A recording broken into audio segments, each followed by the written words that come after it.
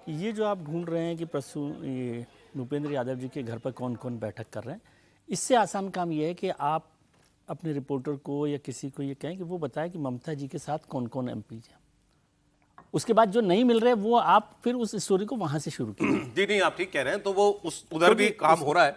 हाँ, नहीं मतलब उससे ज्यादा क्लैरिटी हो जाएगी। वो भी ठीक है, उसके लिए कलकत्ता भी लगा हुआ है। वो तो खबर कोलकाता से भी आएगी। कठिन कर रहे हैं 15 से 20 तो इधर नंबर मान ही लीजिए भाई। ये नाम मैं पढ़ दूं फिर एक बार। ये 11 नाम 12 नाम है। 12 20 लोग शुभेंदु शेखर रॉय के इस्तीफे के साथ में, उनके नाम के साथ बता रहा हूं, 12 जो 10 नाम आए, 11 नाम है इस मीटिंग में 12 के 12 बैठे हुए हैं। काकोली घोष दस्तीदार, प्रसून बैनर्जी, शताब्दी रॉय, आसित मल, बापी हल्दर, जून मालिया, जगदीश बसूनिया, कालीपद सोरेन, अरूप चक्रवर्ती, पार्था भौमिक और शर्मिला सरकार प्लस शुभेंदु शेखर रॉय।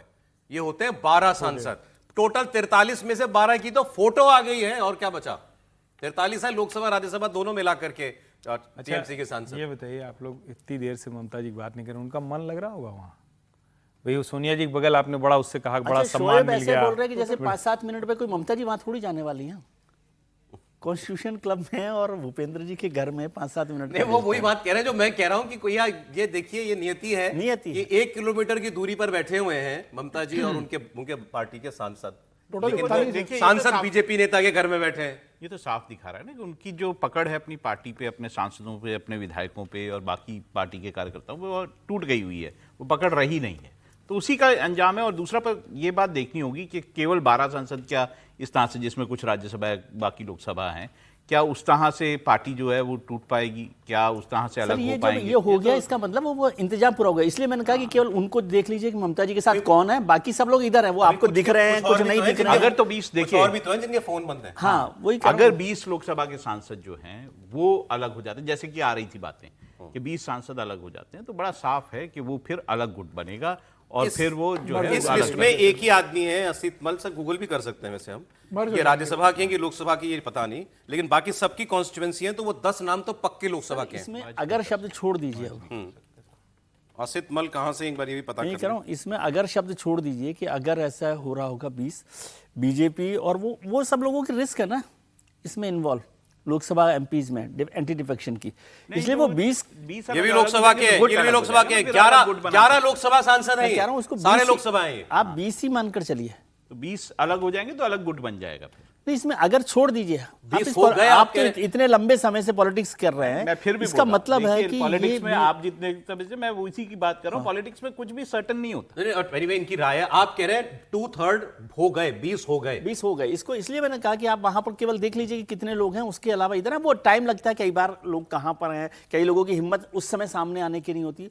और इसको ये समझना कि ये जो ऑपरेशन कह लें इसको, मैं ऑपरेशन लोटस नहीं कह रहा, लेकिन जो ऑपरेशन है वो जरूरी नहीं है कि एक ही ओटी में। एक बात और मुझे बताइए, एक ही ओटी में नहीं हो रहा ना। त्रिपाठी जी ये बताइए, ये ऑप्टिक्स क्यों किया बीजेपी ने?